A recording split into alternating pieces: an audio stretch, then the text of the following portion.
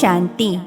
आज आहे 20/11/23 ची मुरली. महावाक्य आहे, गोड मुलांनो, एव्हर हेल्दी आणि एव्हर वेल्दी बनण्यासाठी तुम्ही आता आपले तन मन धन इन्शुअर करा.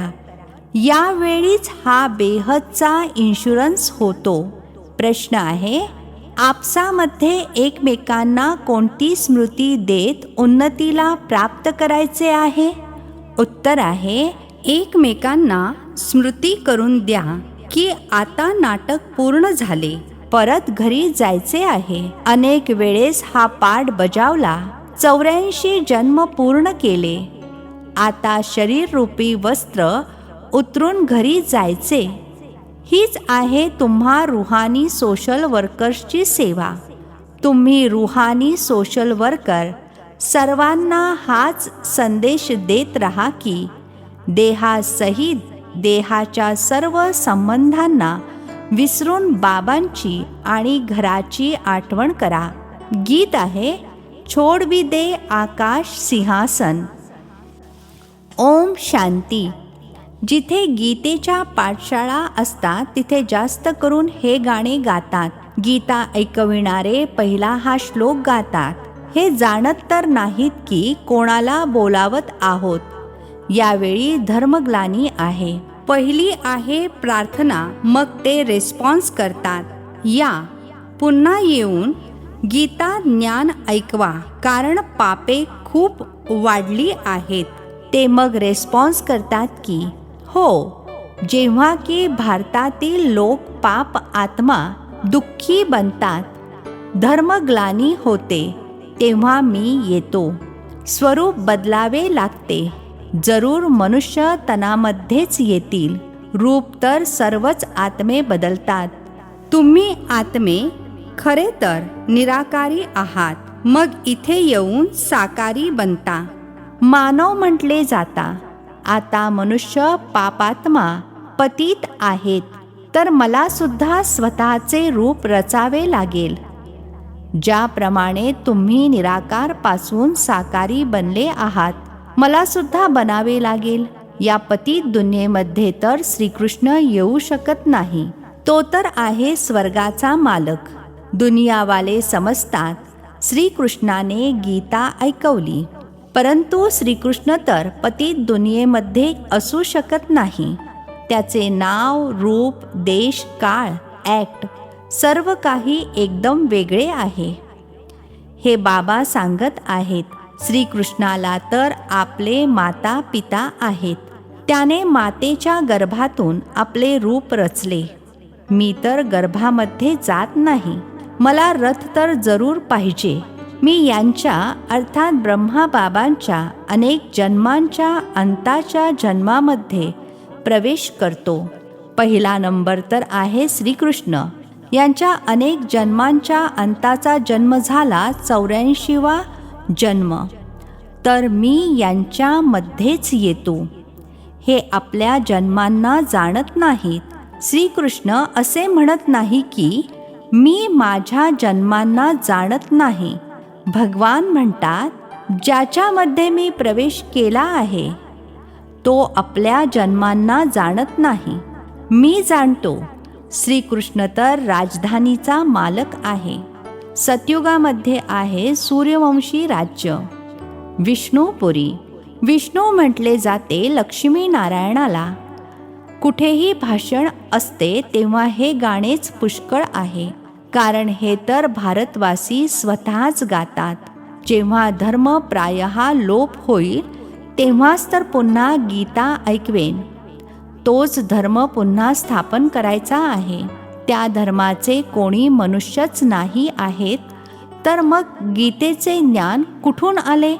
बाबा समजावून सांगत आहेत. सतयुग त्रेतामध्ये कोणती शास्त्र इत्यादी असत नाहीत. ही सर्व आहे भक्ती मार्गाची सामग्री. याद्वारे मला कोणी भेटू शकत नाही. मला तर यावे लागते. येऊन सर्वांना सद्गती देतो. व्हाया गती. सर्वांना परत जावे लागते. गतीमध्ये जाऊन मग स्वर्गामध्ये यायचे आहे.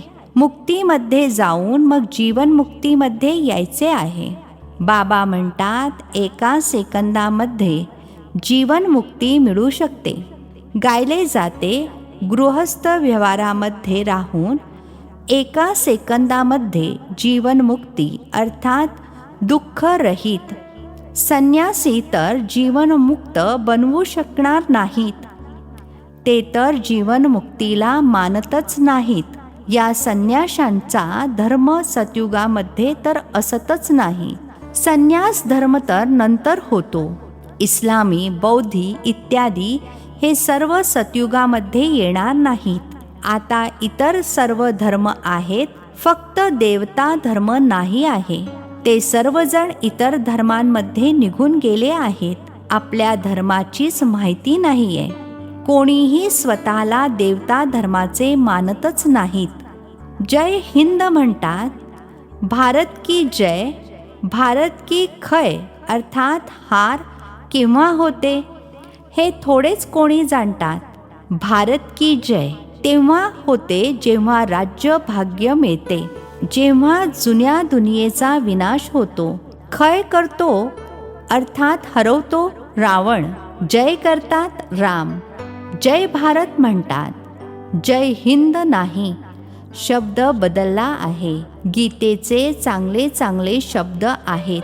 उच्च ते उच्च आहेत भगवान. ते म्हणतात, माझे कोणी मात पिता नाही आहेत. मला माझे रूप मलाच बनवावे लागते. मी यांच्यामध्ये अर्थात ब्रह्मा बाबांमध्ये प्रवेश करतो. श्रीकृष्णाला मातेने जन्म दिला. मी तर क्रिएटर आहे. ड्रामा अनुसार ही सर्व शास्त्रे इत्यादी भक्ती मार्गासाठी बनलेली आहेत. ही गीता, भागवत इत्यादी सर्व देवता धर्मावरच बनविली आहेत. जेव्हा की बाबांनी देवी देवता धर्माची स्थापना केली आहे. तो पास्ट झाला, पुन्हा फ्युचर होईल. आदी मध्य अंताला पास्ट, प्रेझेंट आणि फ्युचर म्हणतात. यामध्ये आदी मध्य अंताचा अर्थ वेगळा आहे. जे पास्ट झाले ते मग प्रेझेंट होते. जी पास्टची कहाणी ऐकवतात ती मग फ्युचरमध्ये रिपीट होईल.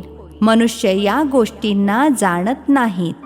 जे पास्ट होते त्याची कहाणी बाबा प्रेझेंटमध्ये ऐकवतात, पुन्हा मग फ्युचरमध्ये रिपीट होईल. व्यवस्थितरित्या समजून घेण्यासारख्या गोष्टी आहेत. खूप रिफाईन बुद्धी पाहिजे. कुठेही तुम्हाला बोलवतात तर भाषण मुलांना करायचे आहे. सन शोज फादर. मुले सांगतील, आमचे फादर कोण आहेत. फादर तर जरूर पाहिजे, नाही तर वारसा कसा घेणार. तुम्ही तर खूप उच्च ते उच्च आहात, परंतु या मोठ्या व्यक्तींना सुद्धा मान द्यावा लागतो. तुम्हाला सर्वांना बाबांचा परिचय द्यायचा आहे. सर्व गॉड फादरला बोलावतात, प्रार्थना करतात, हे गॉड फादर या. परंतु ते कोण आहेत. तुम्हाला शिवबाबांची सुद्धा महिमा करायची आहे, श्रीकृष्णाची सुद्धा महिमा करायची आहे आणि भारताची सुद्धा महिमा करायची आहे. भारत शिवालय स्वर्ग होता. 5000 वर्षांपूर्वी देवी देवतांचे राज्य होते. ते कोणी स्थापन केले. जरूर उच्च ते उच्च भगवंताने. उच्च ते उच्च निराकार परमपिता परमात्मा शिवाय नमः आहेत. शिवजयंती भारतवासी साजरी करतात, परंतु शिव केव्हा अवतरले होते हे कोणालाच माहीत नाही. जरूर स्वर्गाच्या अगोदर संगमावर आले असतील. म्हणतात, कल्प कल्पाच्या संगम युगे युगे येतो, प्रत्येक युगामध्ये नाही. जरी प्रत्येक युगामध्ये म्हटले तरी सुद्धा 4 अवतार असले पाहिजेत. त्यांनी तर किती अवतार दाखवले आहेत. उच्च ते उच्च एक बाबाच आहेत. तेच हेवन अर्थात स्वर्ग रचतात. भारतच स्वर्ग होता. निर्विकारी होता. मग तुम्ही हा प्रश्न उठवू शकत नाही की मुले कशी जन्म घेतात. तो तर जो रीतिरिवाज असेल तो चालेल. तुम्ही का चिंता करता. पहिले तुम्ही पित्याला तर जाणा. तिथे आत्म्याचे ज्ञान असते. मी आत्मा एक शरीर सोडून दुसरे घेते. रडण्याची गरजच नाही. कधी अकाले मृत्यू होत नाही. खुशीने शरीर सोडतात. तर बाबांनी समजावले आहे की मी कसे रूप बदलून येतो हे श्रीकृष्णासाठी म्हणणार नाही. ते तर गर्भातून जन्म घेतात. ब्रह्मा विष्णू शंकर आहेत सूक्ष्म वतनवासी. प्रजापिता तर जरूर इथे पाहिजे. आपण त्यांची संतान आहोत. ते निराकार बाबा अविनाशी आहेत. आपण आत्मे देखील अविनाशी आहोत. परंतु आपल्याला पुनर्जन्मामध्ये जरूर यायचे आहे. हा ड्रामा पूर्वनियोजित आहे. म्हणतात पुन्हा येऊन गीतेचे ज्ञान ऐकवा. तर जरूर जे होऊन गेले आहेत ते सर्वजण चक्रामध्ये येतील. बाबासुद्धा येऊन गेले आहेत. पुन्हा आलेले आहेत. म्हणतात पुन्हा येऊन गीता ऐकवतो. बोलावतात पतित पावन या. तर जरूर पतित दुनिया आहे. सर्वजण पतित आहेत. तेव्हा तर पाप धुण्यासाठी गंगा स्नान करायला जातात. स्वर्गामध्ये हा भारतच होता. भारत आहे उच्च अविनाशी खंड. सर्वांचे तीर्थस्थान.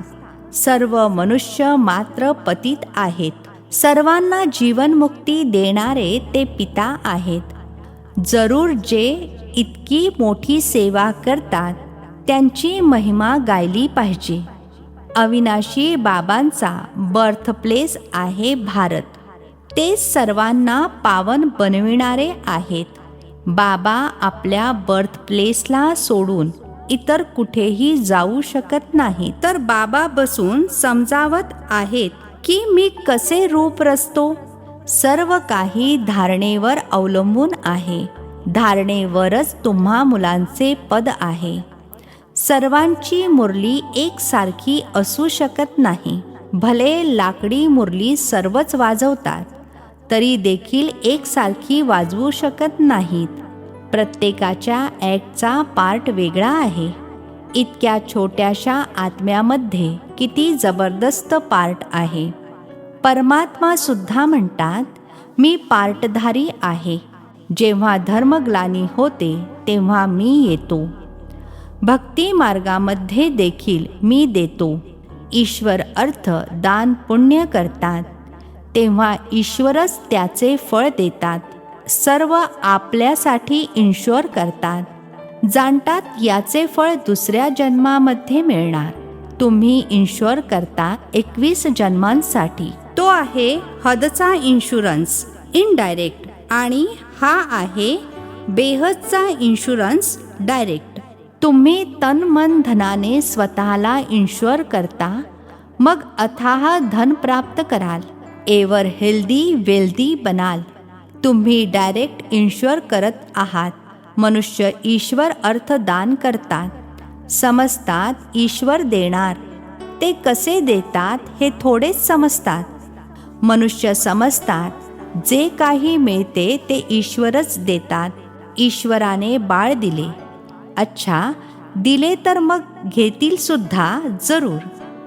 तुम्हा सर्वांना मरायचे जरूर आहे. सोबत तर काहीच जाणार नाही. हे शरीर सुद्धा नष्ट होणार आहे. त्यामुळे आता जे इन्शुअर करायचे असेल ते करा. मग 21 जन्मांसाठी इन्शुअर होईल.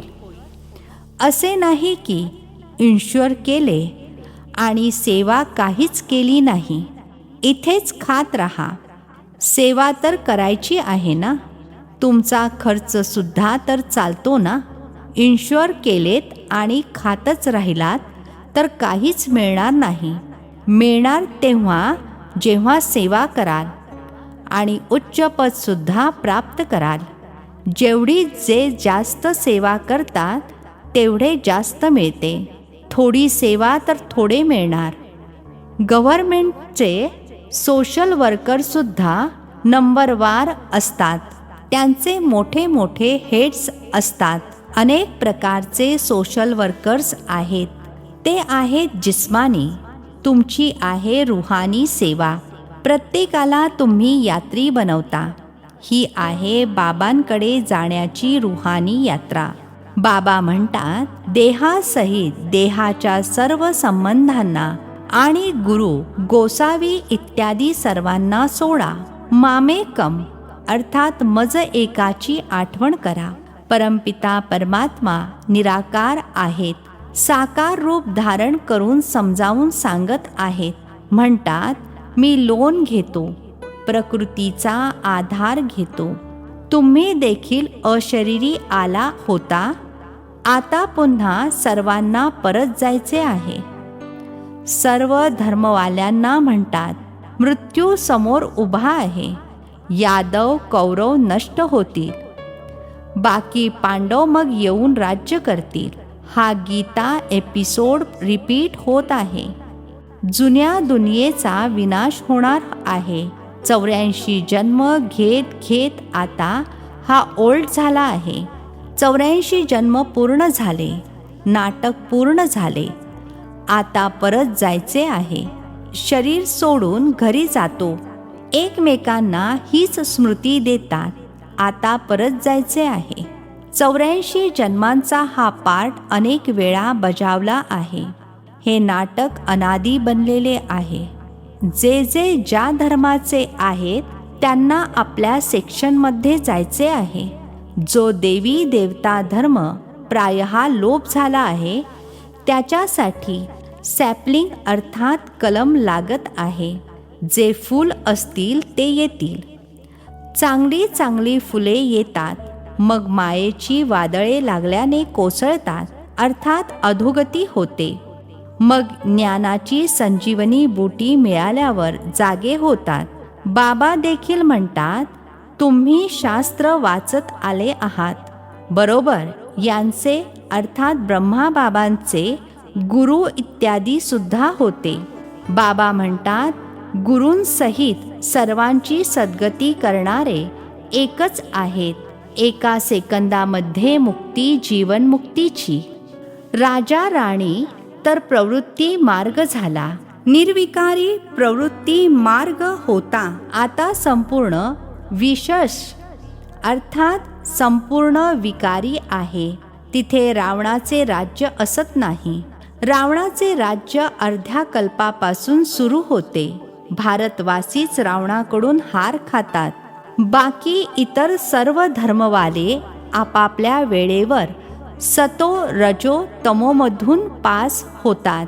पहिले सुखामध्ये, नंतर मग दुःखामध्ये येतात. मुक्तीनंतर जीवनमुक्ती आहेच. यावेळी सर्व तमोप्रधान जडजडीभूत आहेत.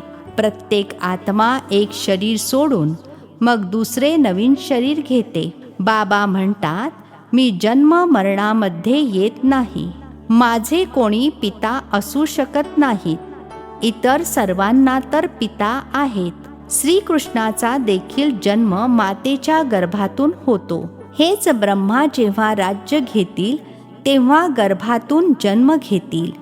यांनाच ओल्ड पासून न्यू बनायचे आहे. 84 जन्मांचे ओल्ड आहेत. मुश्किलीनेच कोणाच्या बुद्धीमध्ये यथार्थपणे बसते आणि नशा चढतो. हे कस्तुरी नॉलेज सुगंधी आहे.